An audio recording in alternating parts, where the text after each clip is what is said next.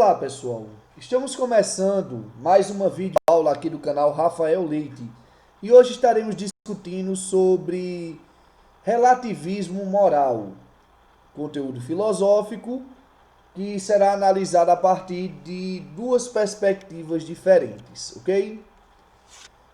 Em primeiro lugar, a discussão acerca do relativismo, ela tem seus primórdios ou sua origem bastante antiga. Se a gente for observar a história, a gente vai ver que Sócrates, na Grécia Antiga, já acusava Agórgias e outros sofistas de sua época de falarem de tudo sem conhecer nada de fato. Em outras palavras, Sócrates acusava eles de não ter compromisso com a verdade. Na verdade, eles se fingiam conhecedores das coisas, falavam um monte de coisas, mas quando você ia analisar profundamente o que eles estavam falando, eles praticamente entravam em contradição. Então Sócrates dizia: olha, vocês falam de tudo, mas de fato vocês não conhecem de nada, vocês não têm profundidade. Ao passo que Sócrates dizia: conhecereis a verdade, não conhece a ti mesmo. Ou seja, como um princípio de verdade. Ou seja, ele dizia que as pessoas deveriam aprofundar-se sobre as coisas. Princípio esse que depois vai ser adotado por Platão, seu discípulo. E o que é que acontece? Sócrates ele falava isso dos sofistas para evitar que as pessoas caíssem naquela onda do relativismo. De que isso depende de quem está analisando. Como vemos hoje, por exemplo, quando a gente vai discutir sobre história. A gente sabe, por exemplo, que o regime militar houve uma série de perseguição a opositores. As pessoas dizem que foi um período que não houve questão de corrupção, mas se esquecem do fato das leis não permitirem, de fato, os militares serem investigados. E o que é que acontece? Existem pessoas hoje dando de boazinhas, dizendo que o regime militar foi santo e maravilhoso. O que não condiz com os fatos, com a questão dos documentos, com a questão dos depoimentos. Ou seja, esse negócio de relativizar tudo, muitas vezes termina tirando o compromisso com os fatos. E a história não é porque fala de eventos que quer dizer que não tem compromisso com a verdade. Na verdade, os historiadores eles tinham um compromisso com os documentos e com os fatos. Inclusive, a história é considerada uma ciência. Ou seja, não se faz história de qualquer maneira. Então, continuando. Outro sofista da época de Sócrates dizia: olha, o homem ele é colocado como a medida de si mesmo e de todas as coisas. Para ele, por exemplo, definir-se mel, não era correto dizer que o mel era doce. Na verdade, as pessoas deveriam escolher se consideravam ele doce ou amargo, se a brisa que tocava na pele, se ela era fria ou quente, se algo de fato era bom ou ruim, bem ou mal, justo ou injusto, ou seja, tudo dependia de relativismo. A gente vai ver que o relativismo ele é importante em alguns pontos, mas também existem pontos que são de fato não são passíveis de críticas. A gente tem que de fato apontar. Vamos lá. O relativismo ele diz: olha, se as pessoas e culturas, não, se as pessoas são de culturas e sociedades diferentes, consequentemente elas têm ideias diversas acerca dos valores morais, do bem ou do mal. Ou seja, dependendo da cultura onde você esteja, de fato as coisas vão ser diferentes.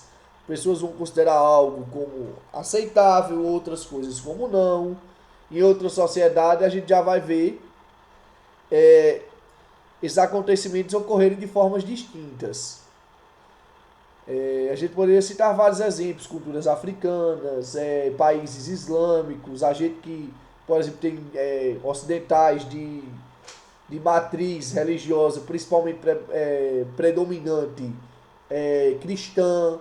Já na Ásia a gente vai ver uma predominância do hinduísmo, do budismo. E assim, são filosofias de mundo de fato diferentes. Existem países, por exemplo, que permitem até a mutilação de órgãos genitais femininos, como um aspecto de resguardar os homens, a sua moral, a sua o fato da mulher permanecer fiel a ele. Sendo que isso é extremamente abominável.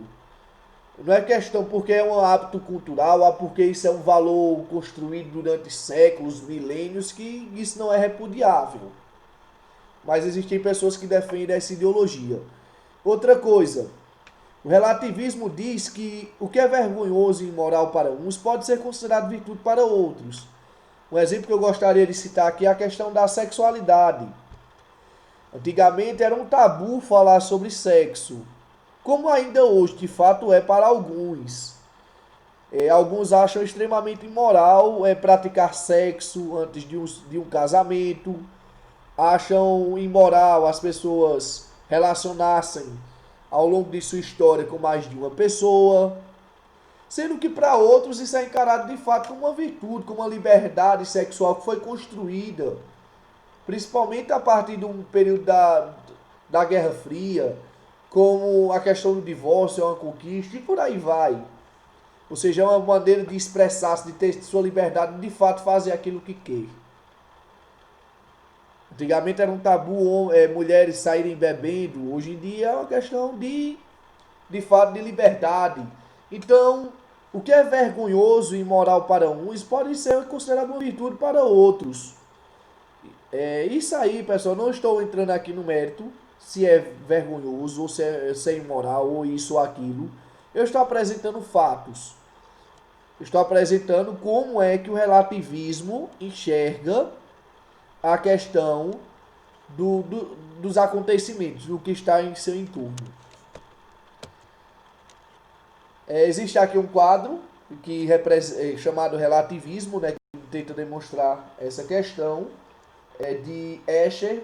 Esse quadro foi produzido no ano de 1953 e ele coloca como fosse várias escadas assim em sentidos opostos, justamente para demonstrar como é que a nossa sociedade tem encarado a questão das ideias, beleza? Em contraposição ao relativismo, que era criticado por Sócrates e ainda hoje é criticado por muitos, vem o absolutismo, que diz o seguinte: se tudo é relativo, tudo pode ser feito sem repreensões. Para o absolutismo, não. Pois independente dos valores individuais,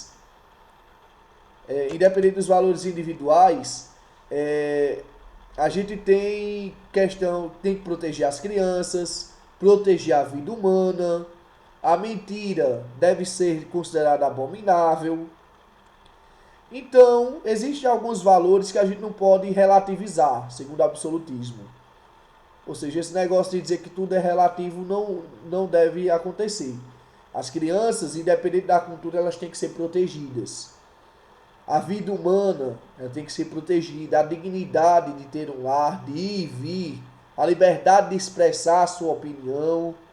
Ou seja, todos esses valores têm que ser assegurados independente da cultura. Além do mais, se relativizamos tudo, poderíamos ter uma sociedade de assassinos, de estupradores, de mentirosos e uma série de outros valores que não são rentáveis. Isso, querendo ou não, atacaria diretamente a nossa humanidade, pois o ser humano é um ser social, de convívio político, e assim, que tem que ter regras de convivência, obedecer leis escritas. Ah, professor, então o senhor está querendo dizer que o absolutismo é melhor? Não, eu estou dizendo não. Da mesma forma que eu falei do relativismo, eu estou falando do absolutismo. O relativismo, de fato, ele liberta em boa parte das pessoas. Ele faz com que valores absolutos, dogmas sociais, eles sejam quebrados, sejam arrebentados. Aquelas algemas da falsa moralidade.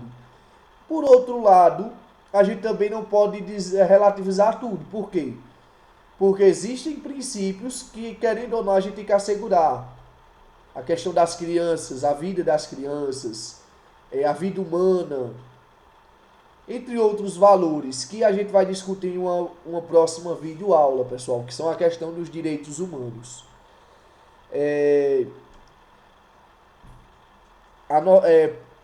Comentem aí se concordam, se discordam com os posicionamentos apresentados nessa aula. Se tiverem dúvidas, podem entrar em contato comigo a partir dos comentários, daí a partir do Instagram, do Facebook, do WhatsApp, ou até pelo próprio Classroom institucional do governo do estado de Pernambuco. Desde já agradeço pela atenção de todos e desejo a vocês bons estudos.